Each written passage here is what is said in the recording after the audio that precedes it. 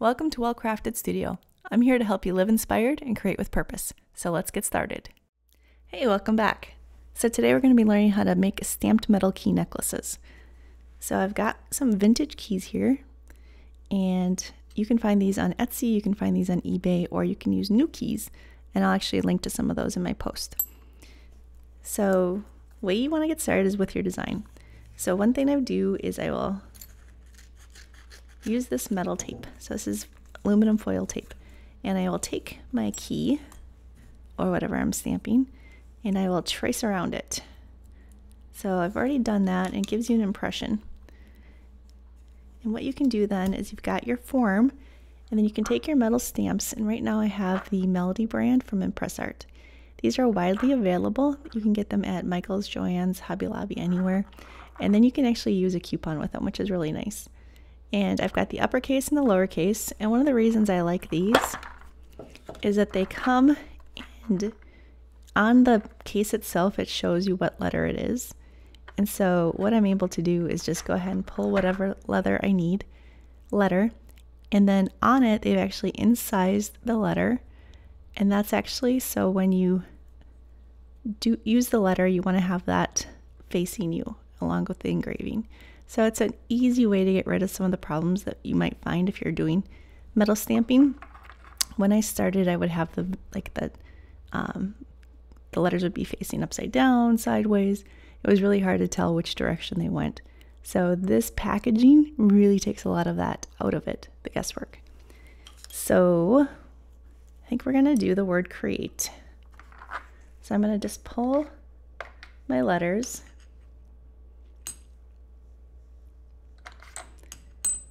And again, if you want to do one by one, that works really well.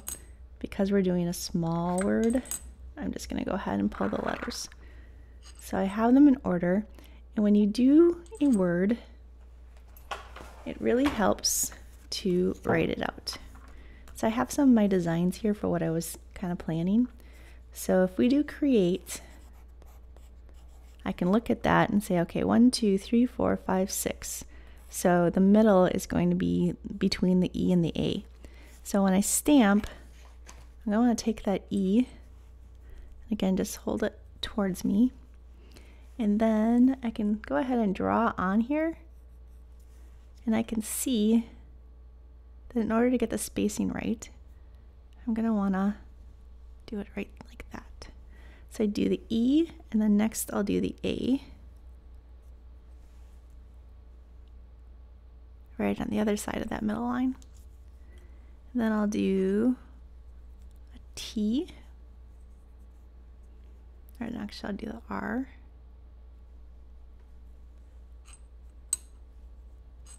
And a T.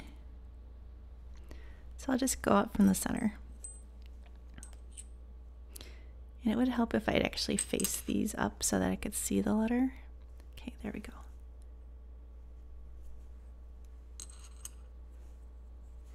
And there. So now I've got an idea what my spacing is going to look like actually on the key. So I can use that as my reference. And again, you can do that as many times as you need to. And then I'm going to go and put I'm going to tape my key down.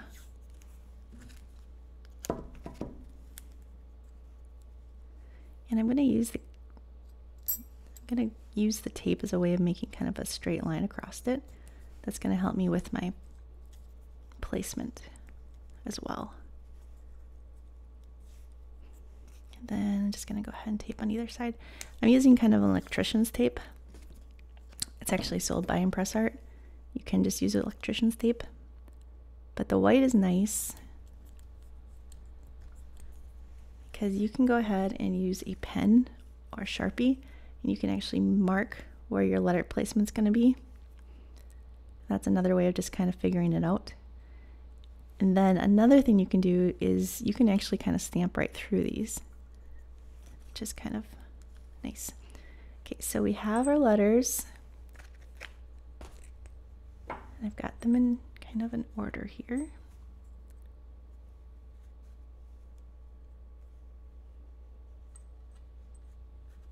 That makes sense.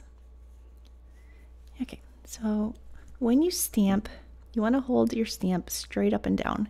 You want to hit it flat, straight up and down again, so that you get a super clear, even impression. This is an Impress Art hammer, and the importance of this is that it's weighted so that when you come down, all the weight is right here. So it's again going to make that strike. It's going to give more weight to it and help it impress down more. And then it's also using a brass. And I forget why the brass is important, but I've tried using other hammers and it really just does not work. I think part of it is the weight, but seriously, having a brass hammer made all the difference. Okay, so we're gonna just go ahead, start with that E. I'm gonna go straight up and down, grip it, and hit it. That looks good. Now we're gonna do the A on the other side. Make sure it's lined up where I want it.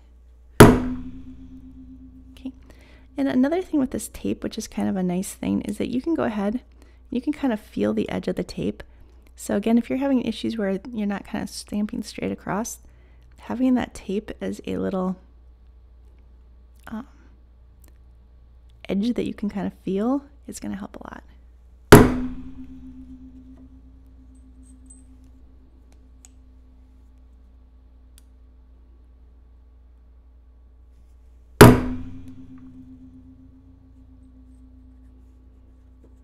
Okay, now I'll do the other side.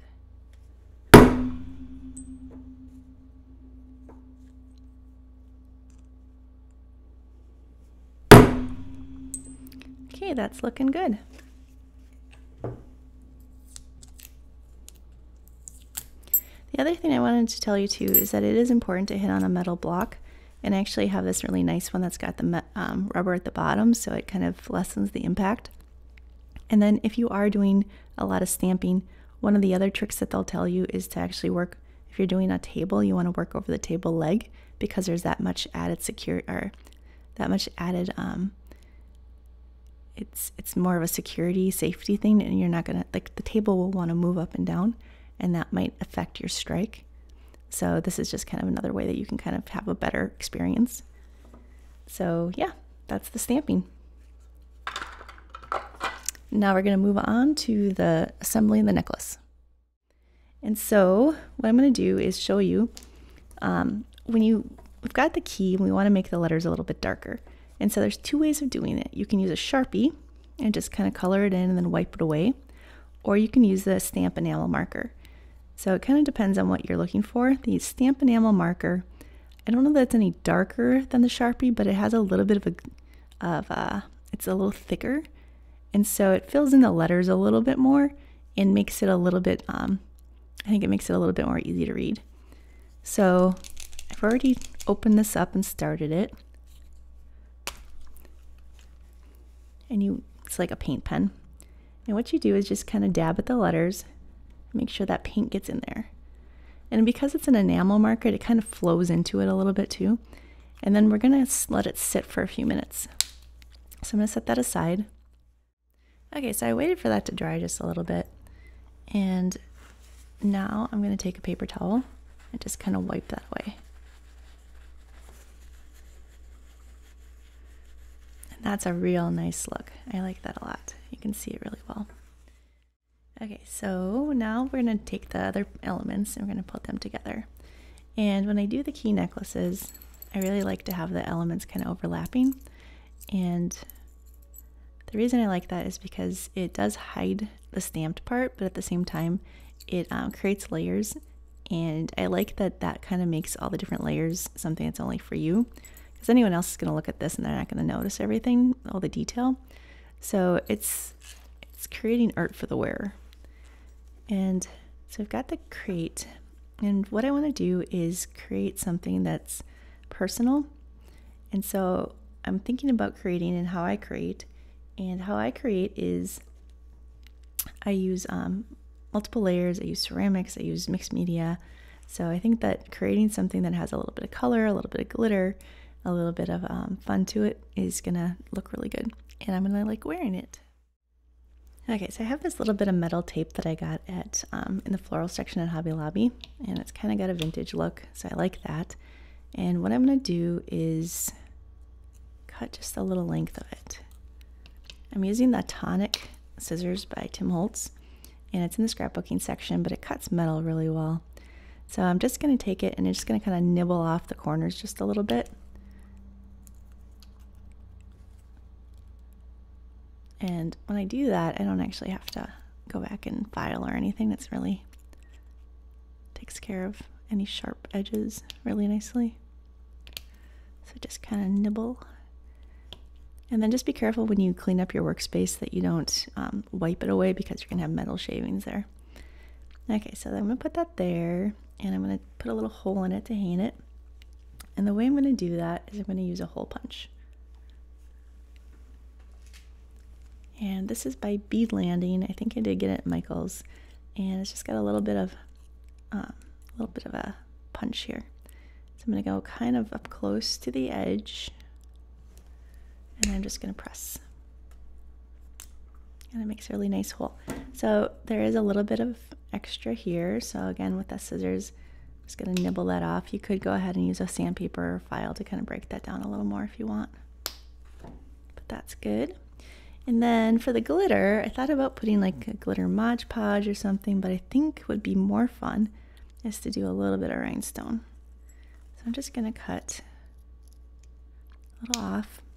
And I got this rhinestone chain at Hobby Lobby. And in order to attach that to here, I'm going to use some E6000. And I have a toothpick. What did I do with my toothpick?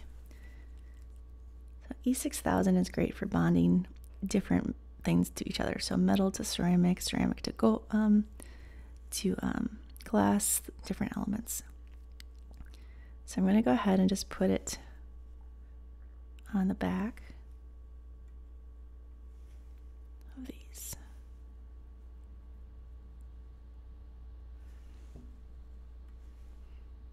Now, because my little bit of ribbon here is corrugated, I need it on thick enough where it's going to kind of go into those grooves. So I'm going to press that on there. And actually, I think with my little charm, I have a little paint palette charm, I want that to be down there too. So that means I kind of cut this too long. So while it's still wet, I'm going to trim off one of those. Looks like I'm going to need a little more glue.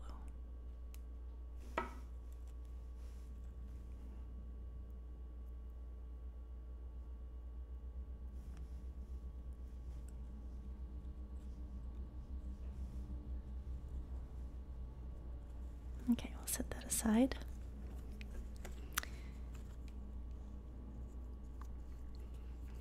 Okay, so I like color as well, glitter and color. So I have a couple little beads here, and this is one of my favorite colors, and I really like the check beads because there's so many different colors in them, and the way they're faceted are just really fun. So I have it's a little pin that's got a flat end to it, and I'm gonna just slide that on there. And let's see, actually, might just do 2 beads. Might be fun to do another bead. That might be a bit much. So I like this little white one because it's got a little bit of marbling to it, which looks like pottery, and I do a lot of ceramics. So I think we're going to go with the 1 bead, and so I've got it pressed down at the end, and I'm going to take a round nose pliers. I'm going to pinch it as close to that top of that bead as possible, and then I'm going to just go ahead and take my hand. I'm going to bend the wire. You can bend it forward or you can bend it backwards. But what you're trying to do is to get a 90-degree bend. So you hold it and then you adjust your pliers and pinch it again. And what you want to do is just go ahead and wrap that wire around.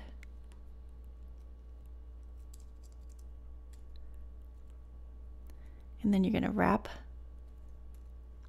in that space in between the bead and the pliers. And you're going to wrap it down, and then you're going to wrap it around itself. Usually you can do that just with your hand to get kind of a messy wrap. You might have to straighten it a little bit just so that the loop is straight up and down. And that's a pretty messy wrap, but I kind of like mess. So you can just go ahead and keep wrapping it, and you can just kind of keep bending it around, or you can take a cutter and you can just trim it off. I'm just going to use my scissors again.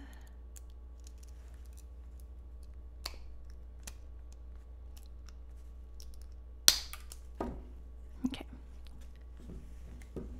Then you just want to kind of bend it in. This is a really messy wrap. Okay, so we've got our different elements kind of ready. We need to attach them to each other. So I'm going to take a little bead, and when you use jump rings, there's a wrong way and a right way to open them and close them.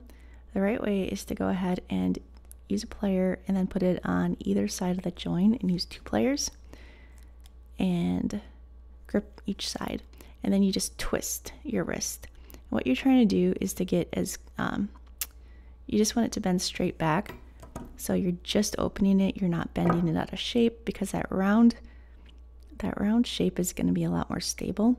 And then you want that joint to come right back together and be as flush as possible, and that's going to make it a lot longer lasting. So in order to attach that paint palette, I actually need another little hole.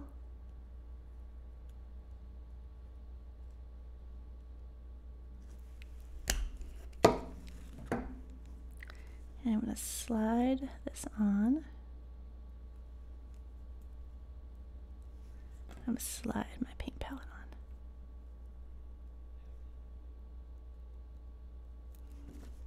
And then grip it on either side, the jump ring again. And now we're just going to bend it forward. Sometimes you hear a little click because it's just completely flush.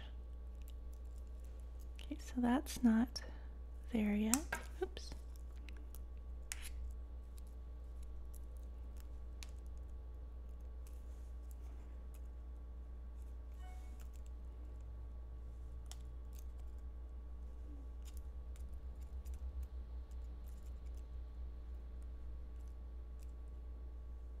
Just kind of back and forth a little bit.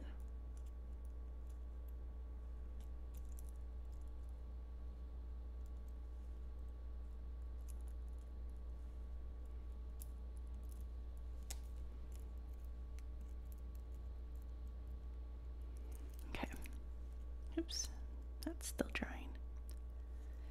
Okay, so I have a little paint palette. Got my bead. I'm gonna go ahead and get one of these big silver ones. Actually, I'll do medium silver one.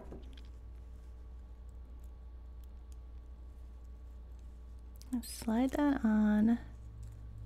I'll slide on my bead. I'm going to close this one.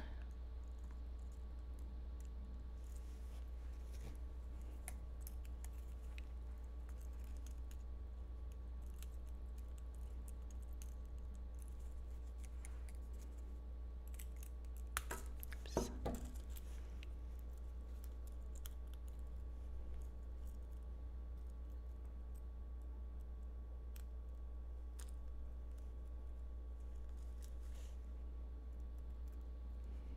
Jewelry can be a little frustrating, but it's really fun to wear that finished product.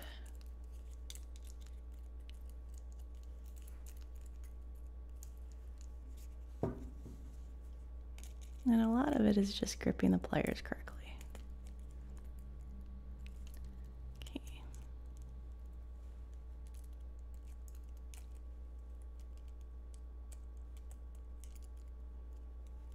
So at some point in time, this one had been opened and it It's kind of far apart. It wasn't a clean open. And sometimes they come open, so that can be. So you just kind of want to kind of keep twisting until it gets just a little bit closer and a little bit closer. Okay. So I've got that element going. I'm going to take a bigger ring, jump ring, open that up, and slide this through, and then slide this through.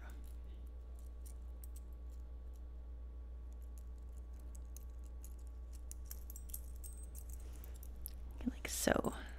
That's gonna look cute. And now the chain that I'm using is gonna just slide through here. Otherwise, if it's not a big enough ring, what you can do is just lay the ring in and then close it. Or sorry, not lay the chain in and then close it. But the chain that we have and this jump ring is big enough where it's just gonna slide in. So we're gonna cut the chain and make it about 24 inches. I'm just using this ball chain.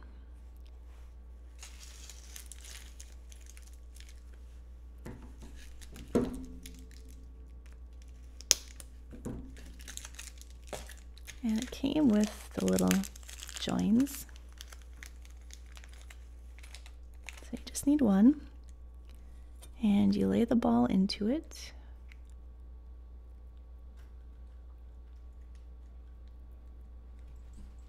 And then you just click it in. And then slide it through.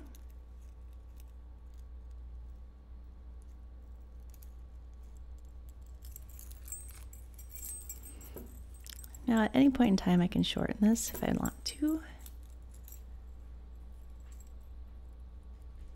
But I'm going to try it like this.